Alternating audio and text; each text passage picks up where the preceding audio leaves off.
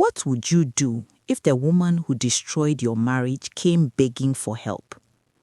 What if her child was dying?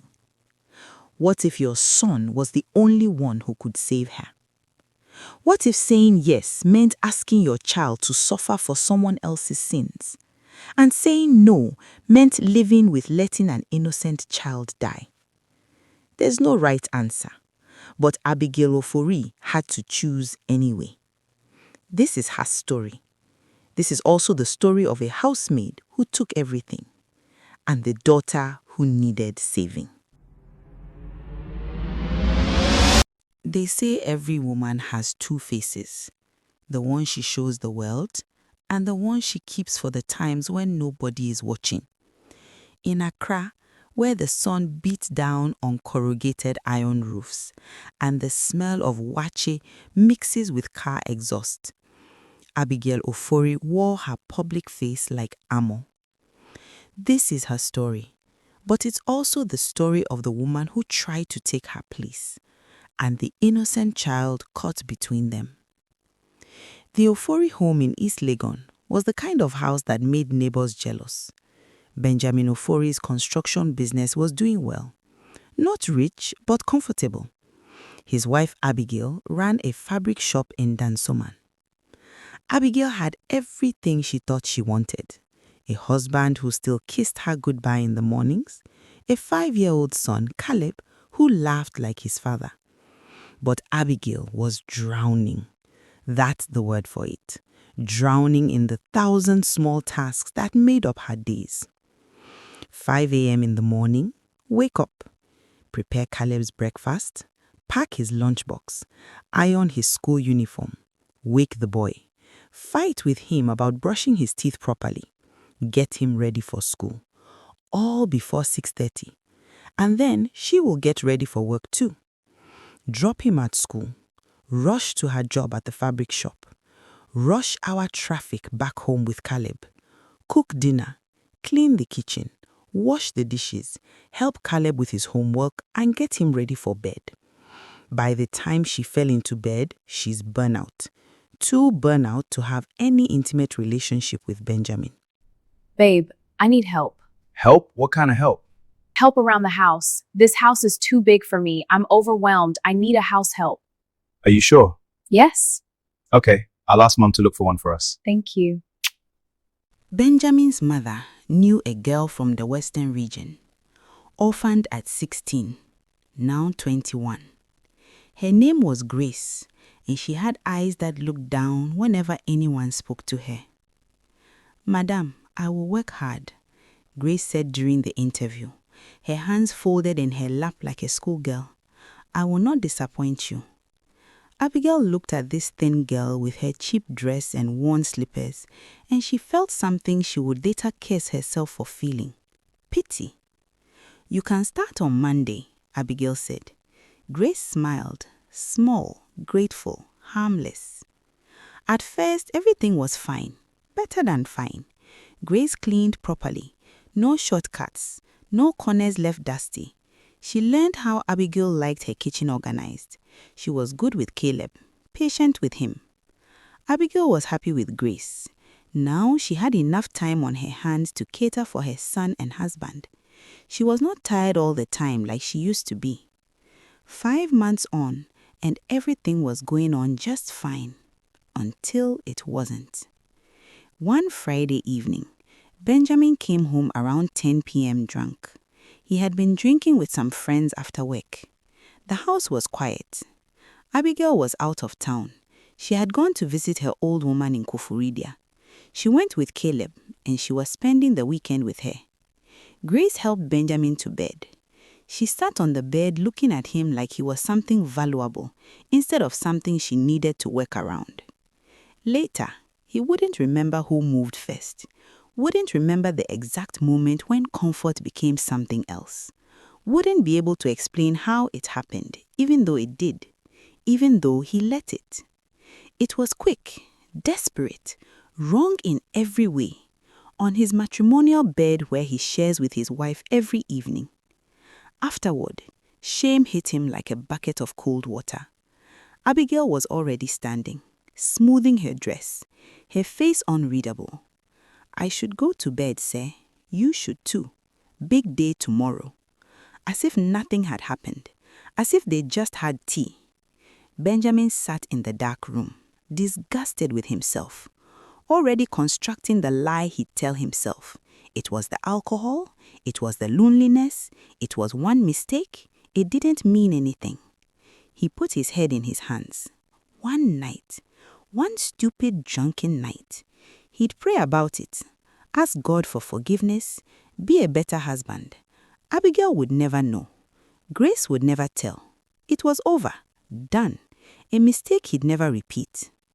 What Benjamin didn't know, what he couldn't know that night, was that Grace wasn't done. She'd gotten what she wanted. Not his body, not really. His weakness. And weakness, she'd learnt a long time ago, was the most valuable thing you could hold over a line. 3 months later, she'd miss her period, and Benjamin's nightmare would only be beginning. It was a Tuesday morning. Abigail was cleaning the bathroom. Not because Grace wasn't doing it, but because she'd always been particular about bathrooms. That's when she saw it, in the waste bin, half covered by tissue paper. A pregnancy test, positive. For one wild moment, Abigail's heart leapt. It couldn't be hers. No, her period had just finished, and she hadn't taken any tests, which meant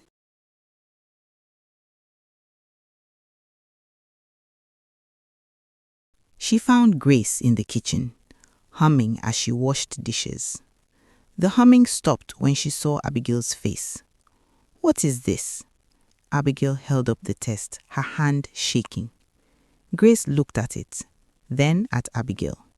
And in that moment, something changed in the girl's face. The meekness fell away like a mask. "It's mine," she said, simply.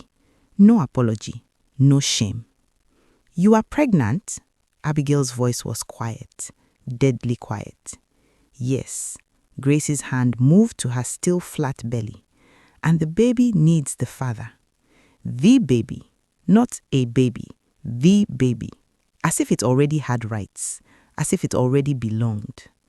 "Who is the father?" Grace looked at her. "Benjamin." "What?" Benjamin found them like that. His wife holding a pregnancy test. His housemaid with her hand on her belly. The truth laid out like a body between them. He crumbled. "It was one time," he whispered.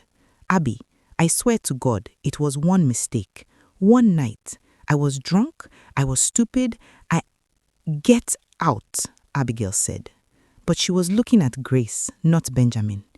"Get out." Grace didn't move. "Where will I go?" And that's when Abigail understood. Grace had nowhere to go.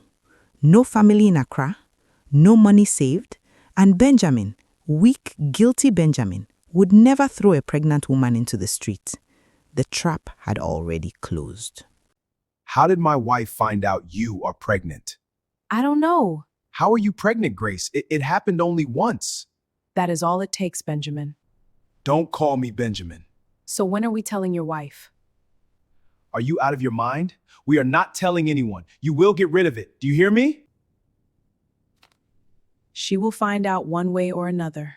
I know you had something to do with it. And you will regret it one day, I promise you. What happened next was not sudden. It was a slow poisoning. Grace didn't leave. Benjamin begged Abigail to be patient, just until the baby was born, just until he could find Grace a place to stay, but just until never came. Grace stopped calling Abigail Madame. She started moving through the house like she owned it. She rearranged Abigail's kitchen.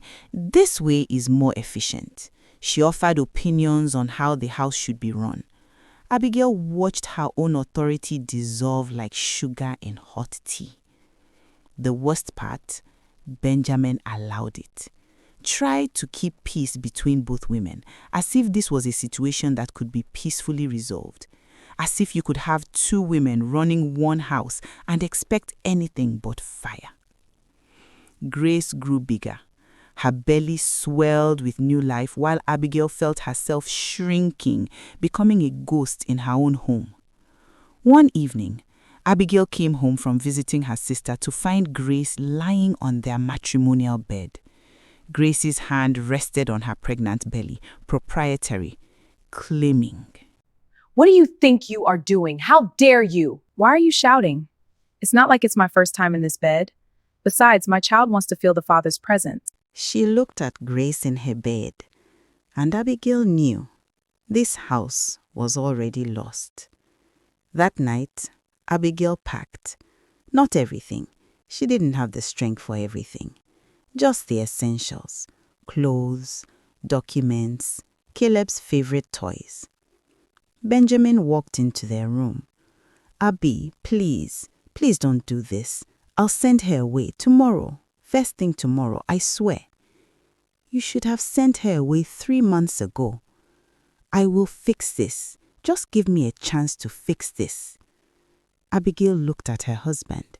This man she'd loved since university. This man who'd promised to build a life with her. Who'd failed in the one way that mattered most. You can't fix this, Benjamin. It's already broken. Where will you go? Does it matter? He grabbed her hand, actually fell to his knees. I love you. I made a mistake, but I love you. Don't take my son away from me. I'm not taking him away, Abigail said, pulling her hand free. You pushed us away the day you let that girl into our bed. She took Caleb to her sister Essie's house at Medina.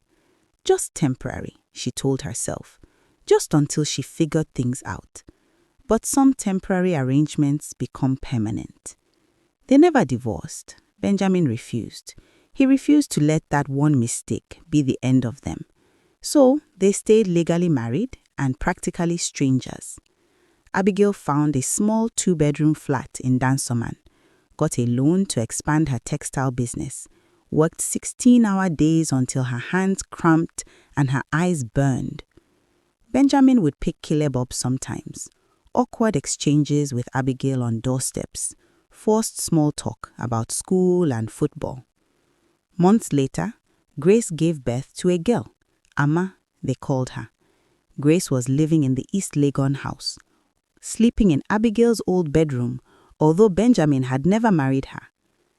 9 years passed like this. 9 years of building a new life from the rubble of the old one. 9 years of hardening, of surviving, of moving forward because standing still would kill her. Then Benjamin called. Abigail was in her shop in Dansoman when her phone rang. Benjamin's name on the screen. They hadn't spoken in 4 months, not since Kilem's 14th birthday. Abby, he said. His voice sounded old, worn down. We need to talk. They met at a quiet restaurant in Osu. Not too fancy. They weren't those people anymore. Benjamin looked like he'd aged 20 years instead of 9, grey in his beard, worry lines carved deep around his eyes. He ordered food, barely touched it. How's the business? Abigail asked, because someone had to fill the silence. Fine. Good. The Chinese contract came through. That's good. Caleb, he's doing well in school? Yes, top of the class in mathematics. More silence. Just tell me why I'm here. It's Amma. She's very sick. Sorry. Then caught herself. Why was she apologizing? Why should she care about Grace's daughter? Sickle cell anemia, Benjamin continued. We've known for a few years, but it's gotten worse. Much worse. The doctors, they say she needs a bone marrow transplant or... He couldn't finish. Didn't need to. I'm sorry to hear that, Abigail said carefully, but I don't understand what this has to do with me. Benjamin's hands were shaking. We've been looking for a donor, family members, the registry, everyone. There's only one match. Abigail's stomach dropped. She knew before he said it. Caleb. The world tilted. The restaurant noise faded. All Abigail could hear was her own heartbeat. You're asking me to let my son? I know, Benjamin's voice cracked. I know what I'm asking. I know I have no right. But Abby, she's 9 years old. She's dying, and Caleb is the only one who can save her. Abigail's mind spun. Gracie's daughter, the child born from betrayal, the living proof of everything that had been taken from her. And Benjamin wanted her to save this child? I need time, she heard herself say. I need time to think about this. How much time? I don't know, Benjamin. How much time does your daughter have? She left him sitting there, drove home in a daze, sat in her flat staring at nothing. Caleb came home from school, full of stories about football practice and a girl who smiled at him in biology class. He noticed her face. Mom, you okay? Yes, baby, I'm fine, just tired. But she wasn't fine. She was standing on the edge of a cliff and every choice was a long fall down. That night, Abigail didn't sleep. She lay in bed staring at the ceiling while her mind went to war with itself. The wounded voice said, Gracie's child, the same Grace who destroyed your marriage, who took your house, who sits in your old bedroom while you are here in this cramped flat. Why should you save her daughter? The moral voice said, but the child is innocent. Amma didn't choose her mother, didn't choose to be born from sin. 9 years old and dying? What kind of person lets a child die for the parents' mistakes? Abigail called her sister Essie the next morning. What should I do? Essie was quiet for a long time. If it was my daughter dying, what would I want you to do? That's not fair. No, none of this is fair. Abigail wanted to scream. Everyone had answers that weren't answers. Everyone had platitudes that cost them nothing. Abigail researched bone marrow donation obsessively, sat up until 3 a.m. reading medical journals, forum posts, success rates, risk factors. She was looking for permission to say no, looking for a medical reason that wasn't pure revenge. But the facts were simple. Minimal risk, high success rate, a few days of discomfort, and on the other side of the equation, a 9-year-old girl dying. A week passed, then 2. Abigail told Benjamin she was still thinking. She couldn't seem to stop thinking. Then on a Tuesday afternoon, Grace walked into her shop. Abigail was measuring fabric for a customer when she looked up and saw her. Grace had aged too, thinner, hair not as neat as it used to be, dressed simply, almost poorly, the Madame of East Legon looking like a market woman. Their eyes met. The customer sent something and quietly left. What do you want? Abigail's voice was ice.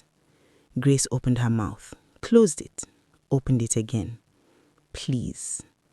That one word. Please. Then Grace did something Abigail never expected. She fell to her knees right there on the shop floor in front of her. I know what I did. I know, Sister Abigail.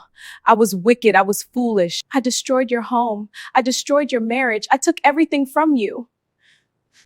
Then why are you here? My daughter is dying. Grace's voice broke completely. Amma is dying and only your son can save her.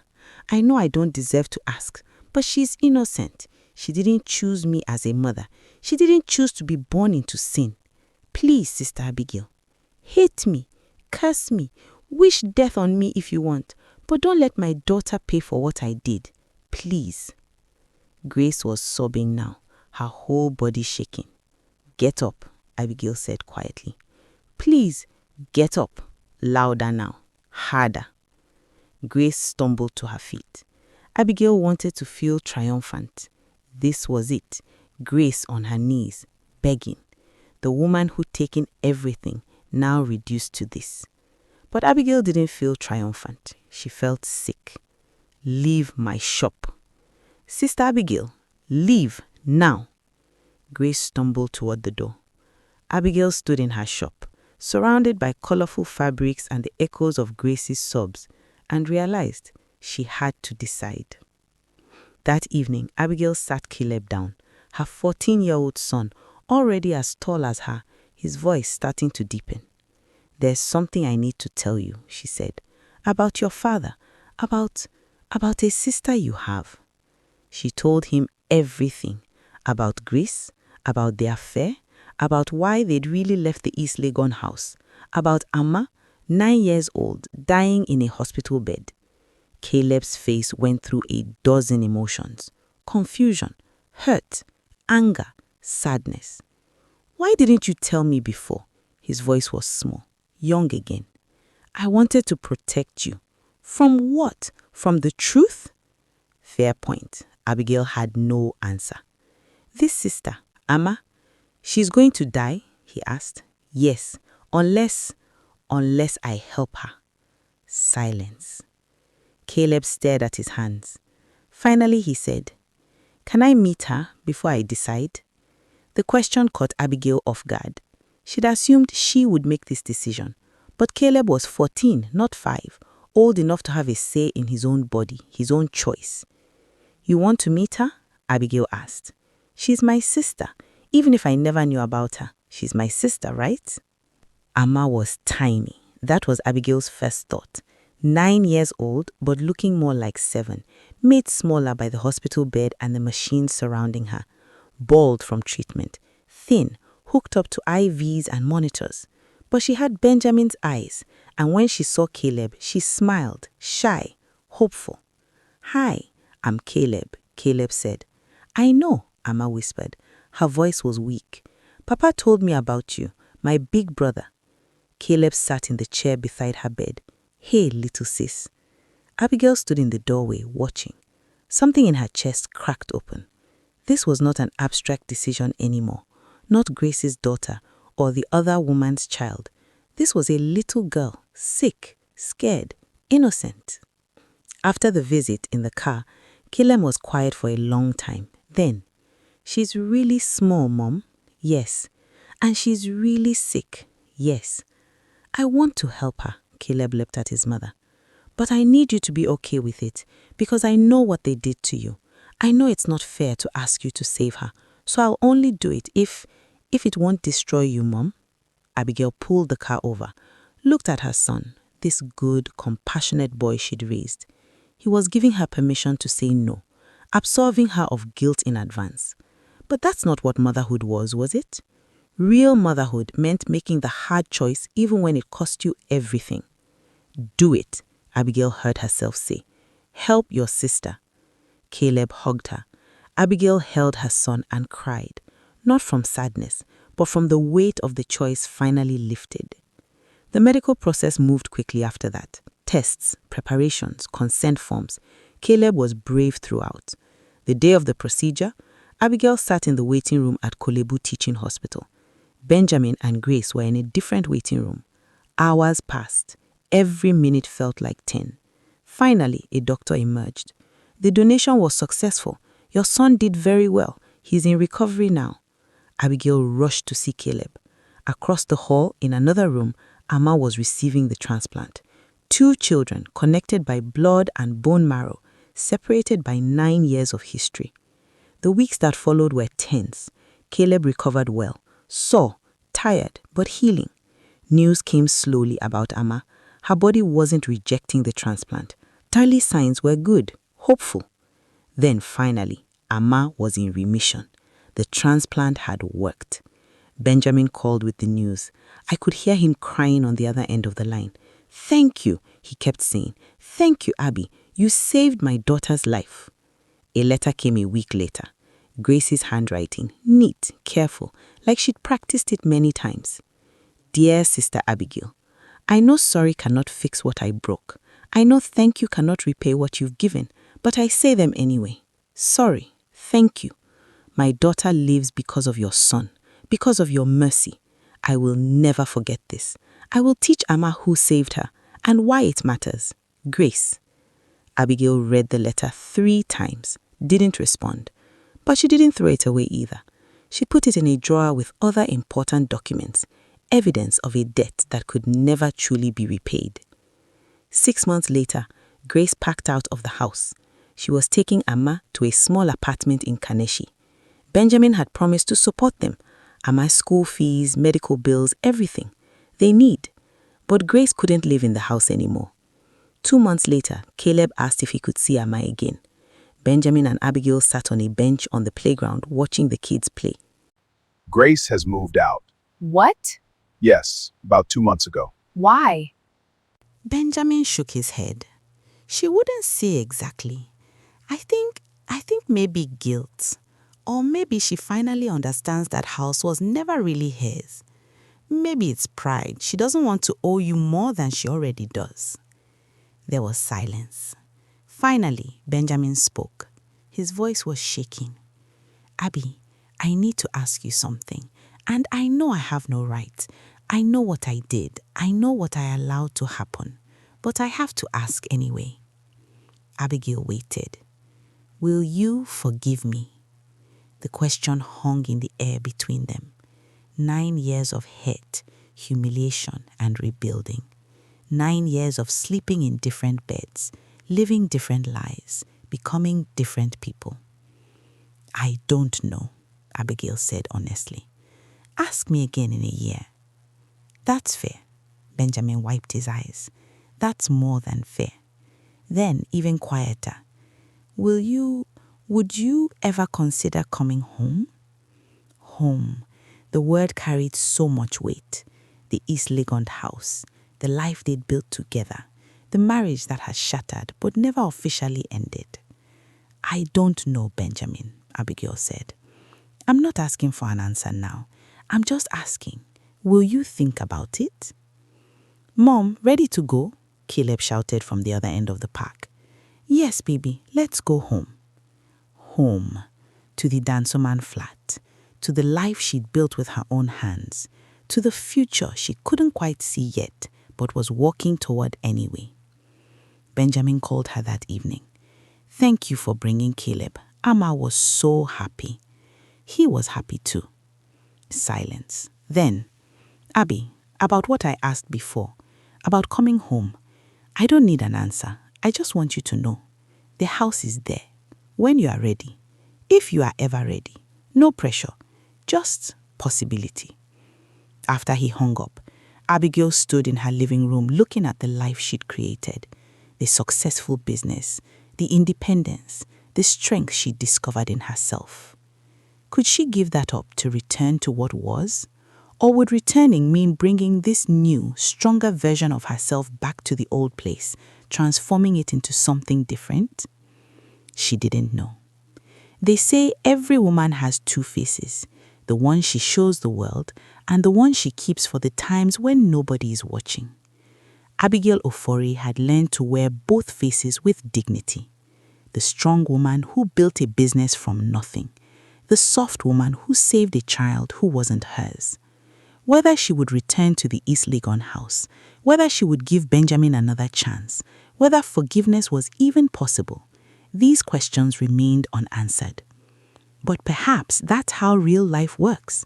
Not everything gets tied up neatly. Not every story ends with certainty.